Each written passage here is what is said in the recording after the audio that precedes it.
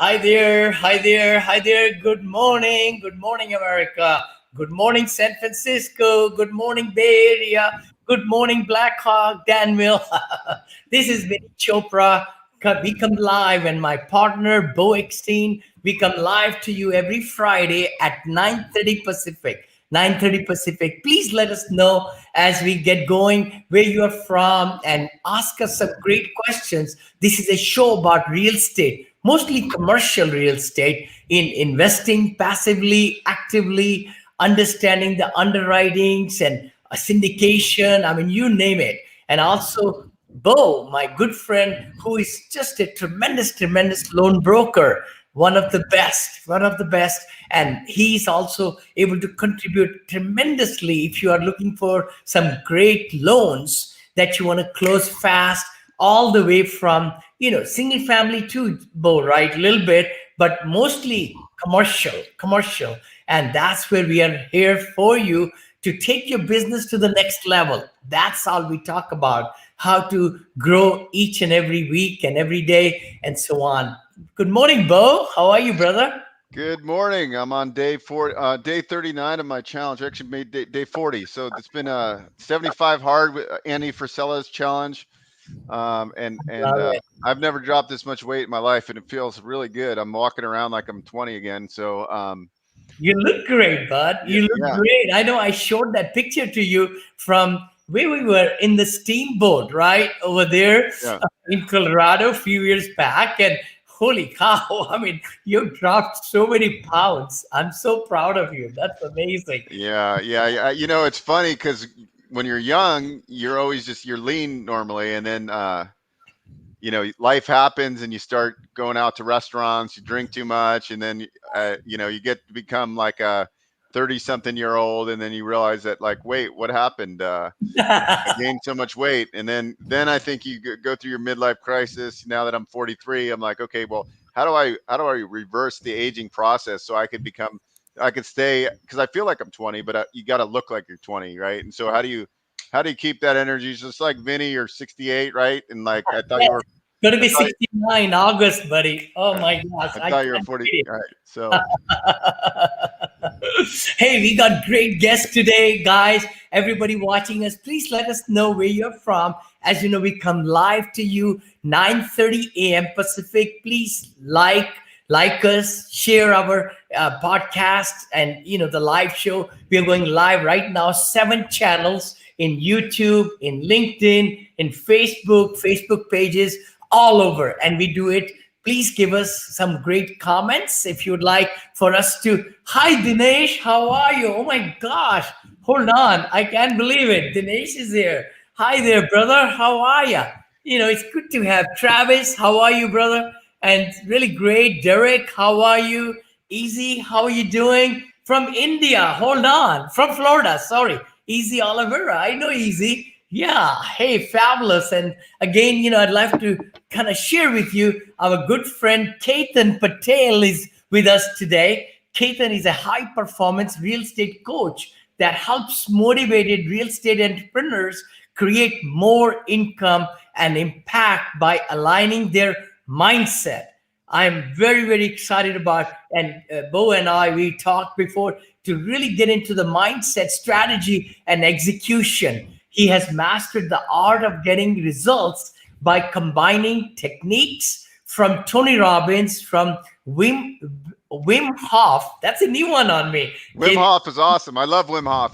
Oh my He's God. like I amazing. want to follow. I want to go and check him out. And Dr. Joe Dispenza, his achievements include earning an accelerated Doctor of Pharmacy degree. I know I saw that in your name there, while learning English. Hold on. And building a multi-million dollar rental portfolio by starting from $8,000. So we are in for a big treat, raising over $10 million for his multifamily syndication business and growing a senior care business by 3x in just 2 years. Hey, let's welcome Ketan. Good to have you, brother. How are you? I'm doing great, Vinny and Beau. I'm very excited to be on the show. Excellent. We want to kind of give us, you grew up in India. Is that right? What Yes. part? how did you come here, and give us some starting points, Yeah. Yeah, so I grew up in Gujarat, Mm-hmm. and most of my parents' family, they lived here, their cousins and brothers and sisters. So when I was 19, we decided to move to this country. Hmm. I see. Wow. And you are in Boston area, is that right? Or Yes, some I'm in Boston. Boston. So you came there, is that right? How many years Yes, back? How many yes, years? so we already had a good amount of family in the Boston area. We moved here, and I always wanted to be a pharmacist. So I started learning English, got my PharmD, and then eventually I realized that, the Gujarati in me, there's always, you have to do business. You always have to do entrepreneurship or Yep. something to that level. And I jumped into real estate and senior care.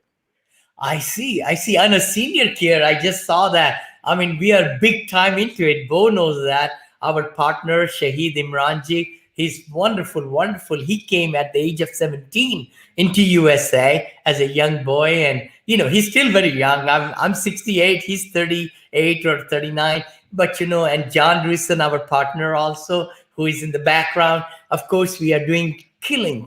I mean, I just got some reports for Punta Gorda project, Bill. Would love to share with you, but oh my gosh, within 2 months, we are already built up. In 2 months, Wow. 67 workers working to maybe even 89 workers working at one time, So it's exciting. So, Bo, yeah. So, Ketan, tell us, how you got in? Did you get into real estate?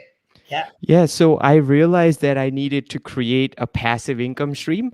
And I've tried a bunch of businesses and I wasn't really sure because the pharmacy job was pretty demanding. So I figured, why not go with real estate? I don't have to be involved full time. So I just bought a single family rental. I needed $24,000 and I didn't have that much money. So I got two partners. They were putting 8,000 each. So now my problem became smaller. I have to come up with 8,000, and I realized, why don't I open a 401k, because I didn't really had the $8,000 and my employer was matching it. So I basically put all the paychecks in there. 4,000 became 8 and I pulled it out as a loan and bought the single family, and that's how my real estate career started. Mm, mm. I love it. That's what it takes, right? Like everybody starts from someplace.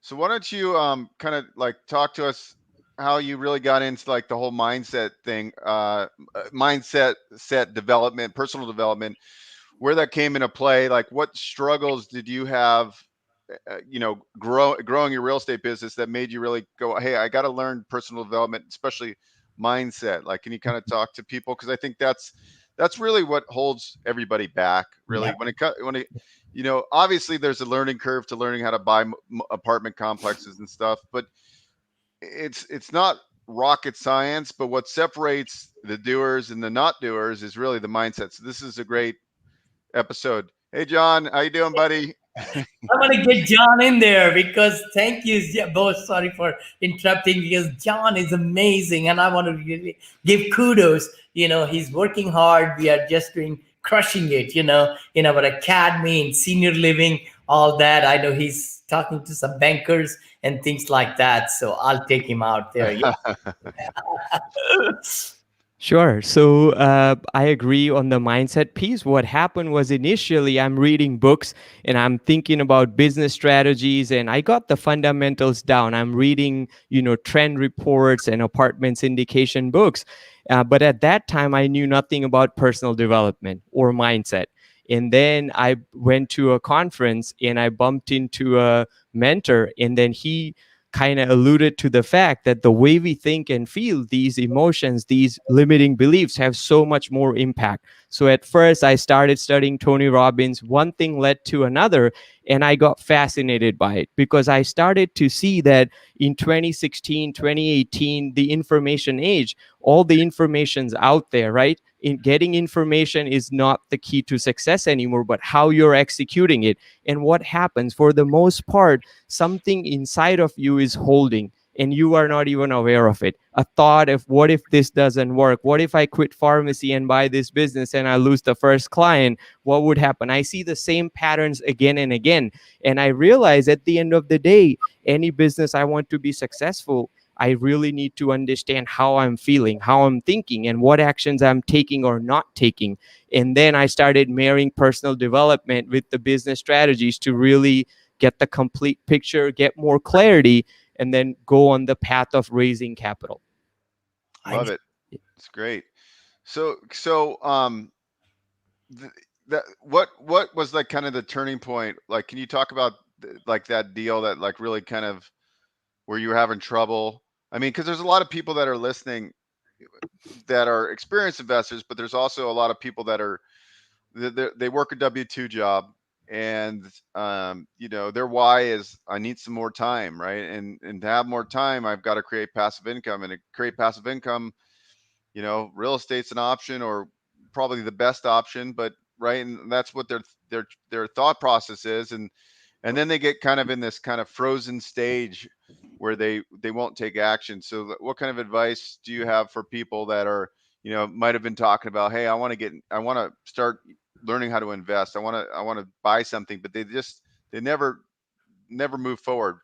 What are some triggers that might help them? Sure. So, number one thing I would recommend is chunking, because your mind's just going to confuse too many things. So, I need to get loan, I need to find a property, I don't even know how to analyze. And all that confusion is going to stop you from taking action, because the best choice is not taking action. That's going to conserve the energy, the glucose in the brain, all that. So, I would highly recommend simplify. Get to a point where the action is so small that it's almost impossible not to take it. So rather than reading a book or first chapter, how about just reading that first line? And then what's going to happen naturally? You'll be like, well, I'm already touring one property. Let me just kind of tour the other property too. I'm already talking to one investor. Maybe let me talk to another investor. So chunking will definitely help folks to take some action. I love that. I really, really believe what you just said, Ketan, because a lot of time people feel daunting. I mean, they just say, I cannot eat the whole watermelon, I call it, right? You got to just take one seed of the watermelon and eat it. Well, don't eat it. Don't try that, guys. That's not the right example.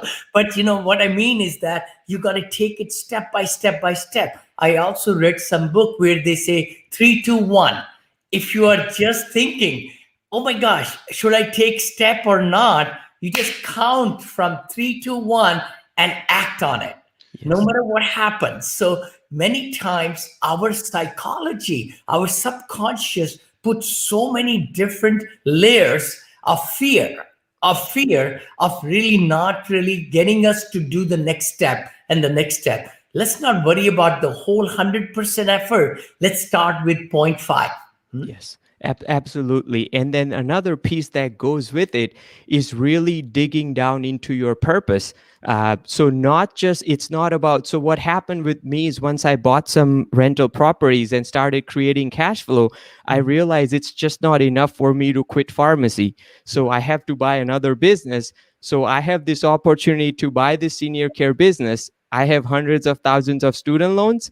I don't have money to buy that business, and I'm leaving a stable job. But I really knew at that moment that it's either focusing on possibilities or limitations. We always have those choices.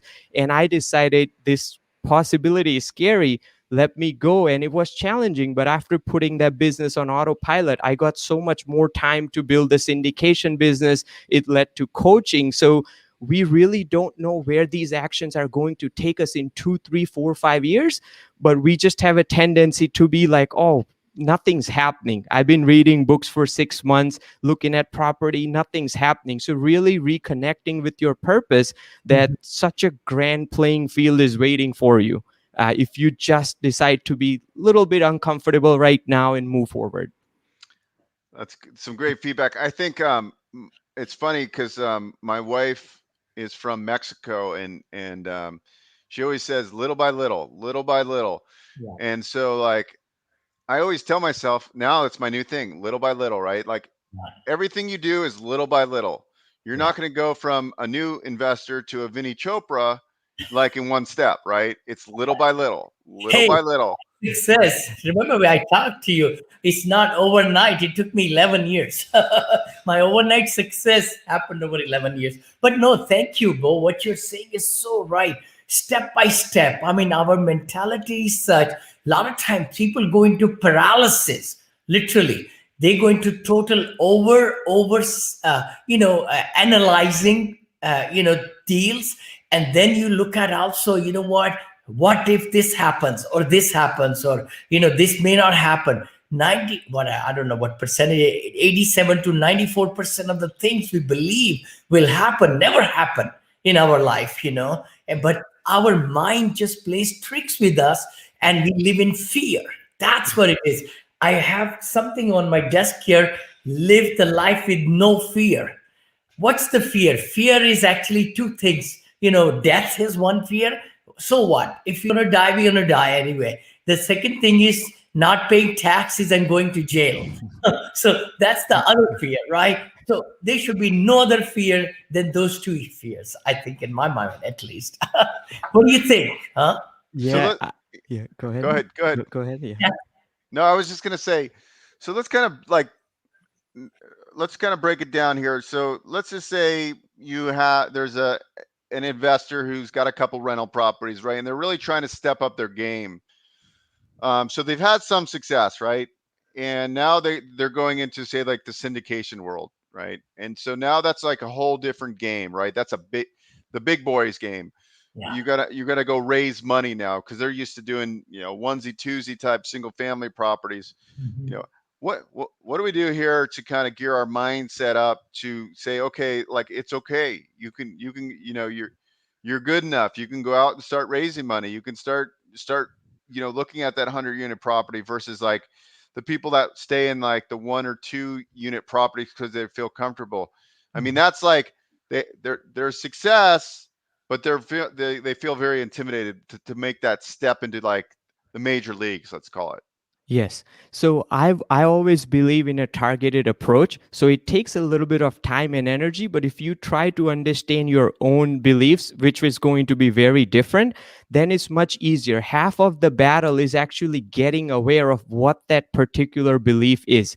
That fear of failure, or that particular reason, thinking that, what, I didn't had a good childhood, I grew up in middle class, maybe, what, other people could do it, but my parents, we weren't that special. Or, other people are smart, they could figure this out, I don't think I'm that smart. And it could be anything. So for anybody that's looking to grow, you have to figure out for yourself, what is that particular piece, because now we could work on reframing that thing. Otherwise, you could read about all the success books and everything, and it's great, you're learning that knowledge, but that's all written for mass audience, it's written for everybody. Your challenge might be something else, right? So you have to kind of dive a little bit into your thing, and figure out what your roadblocks are you not taking enough action? Do you don't have a strategy?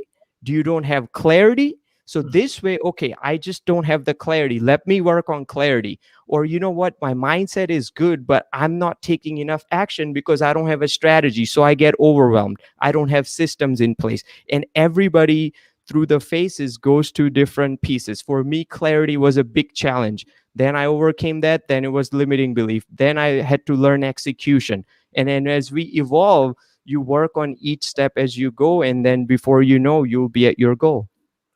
That's amazing what you're saying, Keith. It's so true. It's like the locomotive. I always say that, it takes force to get the engine started. Of course, you have to put a lot of coal. Well, in the steam days, right? You have to put a lot of energy, horsepower to get the train moving the station, I call it, right?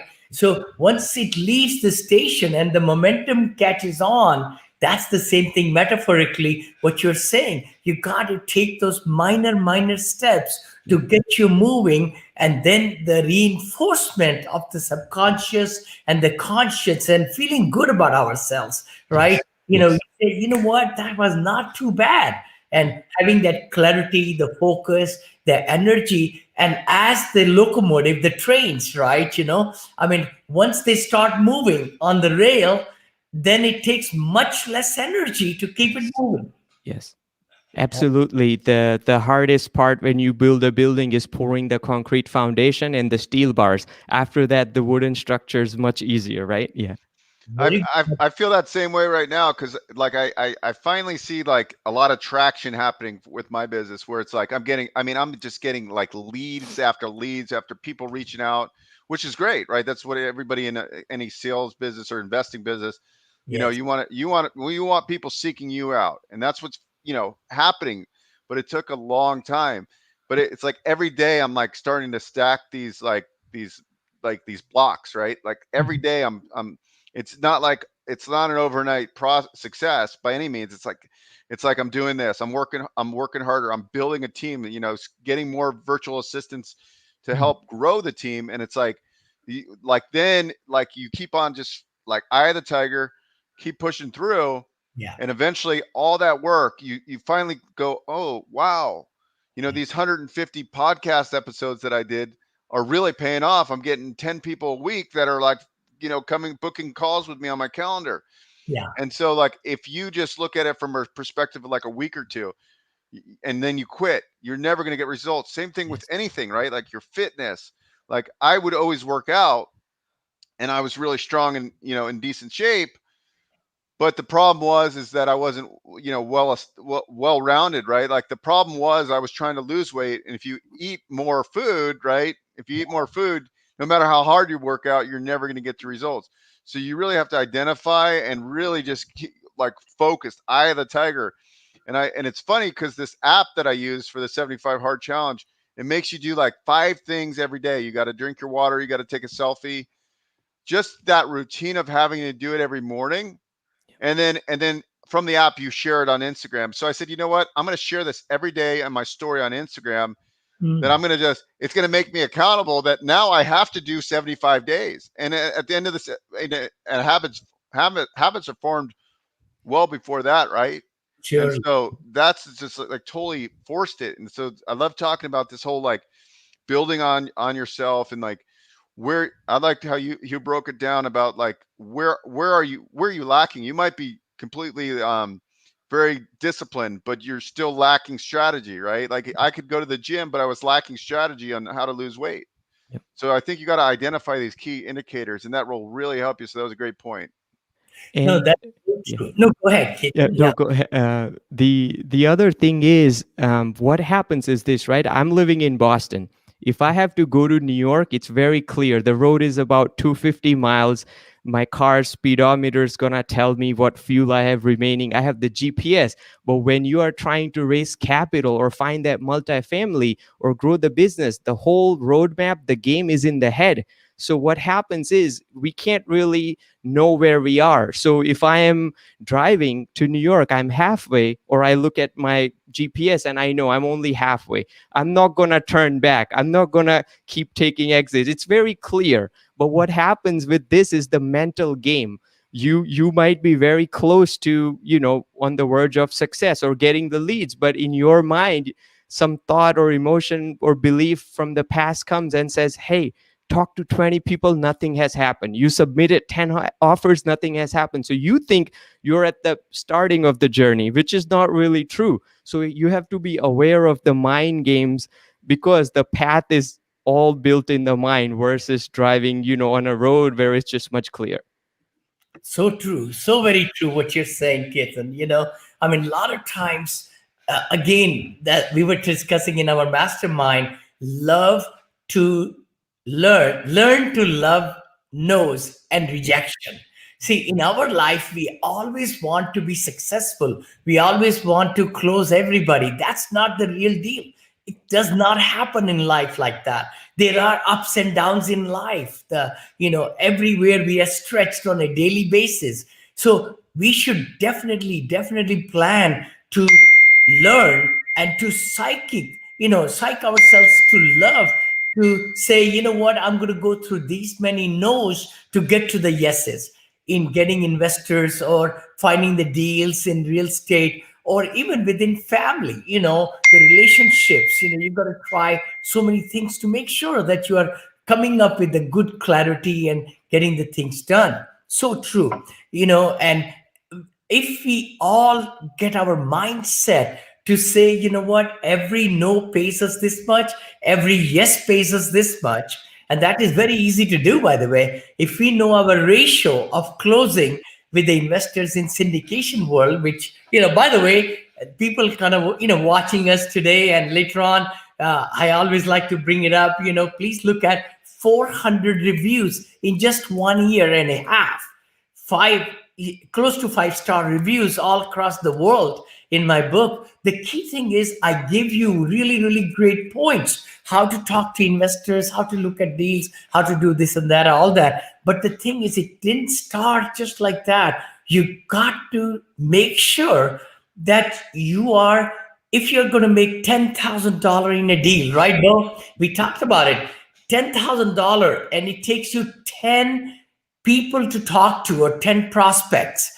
and one gives you yes, but 9 give you no. You divide the 10,000 by 10. Now, every yes and every no, you're putting in your pocket $1,000. That's how it's all about. If you can psych yourself up and say, you know what, I'm going to get me a lot of no's today. I'm going to get a lot of rejection today, because if you love to learn that no and rejection, you're going to be doubling, tripling, quadrupling. Huh? What does that look? How does that look? Yeah. I love it. Yeah, no, that's good. That's really good feedback. That's absolutely great, and I have another technique that people could use. So what happens is there are leading indicators and lagging indicators. So we have to collect the no's. So a game I like to play is every time I talk to an investor, I educated them about the deal. Let's just say 50,000. I say I made a proposal of 50,000. So I'm excited about the proposals I'm making. I'm not concerned about the commitments, because the proposals have to happen. Commitments are naturally going to have. So same thing goes with, rather than me focusing on my client billings, I focus on how much value I'm providing, conversations I'm having, and hey, here's an opportunity, work with me. This is what it costs. That makes me feel good, because that number's out. Now it's up to them to decide if it's right for them, it's aligning with their goals. So this changes the process to actually love what you are doing more, instead of that outcome of getting a yes from the investor or finding that property. So if you put 10 offers at $1 million each, no, you put $10 million for offers. Nothing got accepted, but that's okay. If you keep doing that, certain percentage will have to get accepted. Totally. And how important in especially raising money, right? Like is body language, and like how people read your first impression of you. If you're not upbeat and positive and like excited, who's gonna want to invest with you? Like, I think Vinney's probably raised more money because he's just excited and excited about what he's done. And then year after year, when you have a track record, it becomes easier, because it's like, this isn't my first rodeo. I've done 29 of these syndications, whatever the number is, and and here's a track record. It's now proven. But if you're, on deal number 1 and you're doing your first capital raise, you don't have that confidence and that track record. So you got to it's here, right? And that's what we're talking about essentially. It's like, you still need to exude the confidence that you have to put your mindset. Okay, I'm going to be excited as Vinney, even though I'm a little nervous to raise money. It's my first deal. But you have to trick yourself into being able to exude that confidence.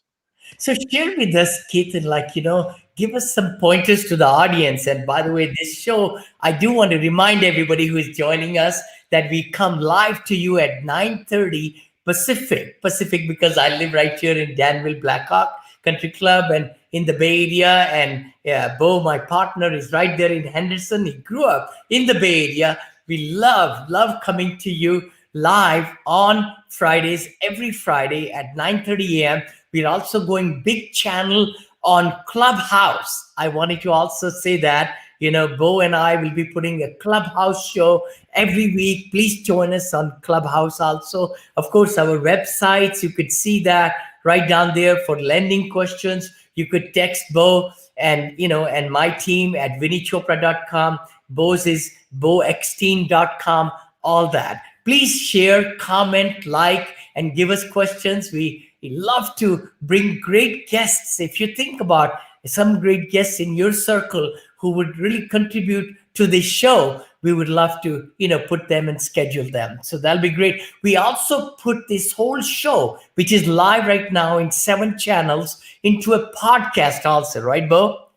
and it goes into your podcast circle and my podcast circle. So it's actually, double reframing with all these different things. Okay, go ahead. Go ahead. Okay. Sorry. Yeah. Yeah, no. So regarding to your point, Bo, earlier, with the confidence to capital raising, what people could do is start working their inner circle, start having conversations. You don't need to be ready till you have a deal and you have a brand and you have everything. Start having some conversations so you get comfortable, and that confidence would start to build. So when that deal comes, it'll be a much smoother process, rather than just trying to only play in the championship, and no playoff games or before, right? So that would help people as well. Thank you for saying that. I've raised about 150 some million now, by the way, and it's been in the last 4 years, it's really gone like blasting for me. And you're so right, Ketan. It's you never want to ask for a dollar from anybody. Nobody will give you a dollar, but you got to just educate them and educate them and educate them. And whenever they are spending 20, 30 minutes, I tell my students in our academy, you are really making them feel special. You're really giving them, get to know them, let them see you real truth.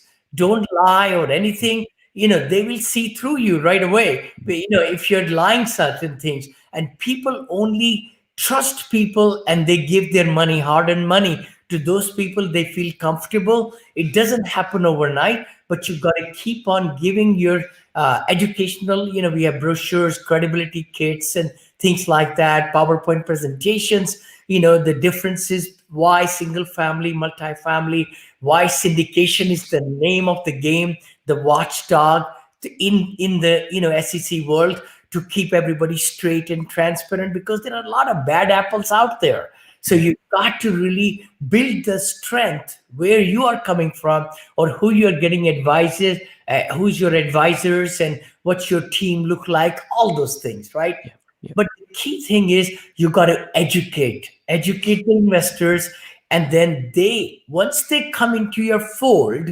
then they will tell more people and more people and more people about it. So no, thank you for sharing that. But I do want to go to back. We usually do it for about 35 minutes or so. How can people reach you? Sure. So you could reach me at my website, ketanpatel.com. And Uh-huh. I have resources on raising capital and other peak performance strategies to up level your game. And if you're into passive investments, I also have a site called Mukhi Capital. That's Mukhi capital.com. Excellent, excellent. Hey, thank you so much, Ketan, for coming today. And I want to thank all the people. Frank, how are you, brother? Nice to meet you. Starting off with a small equity fund for storage facilities.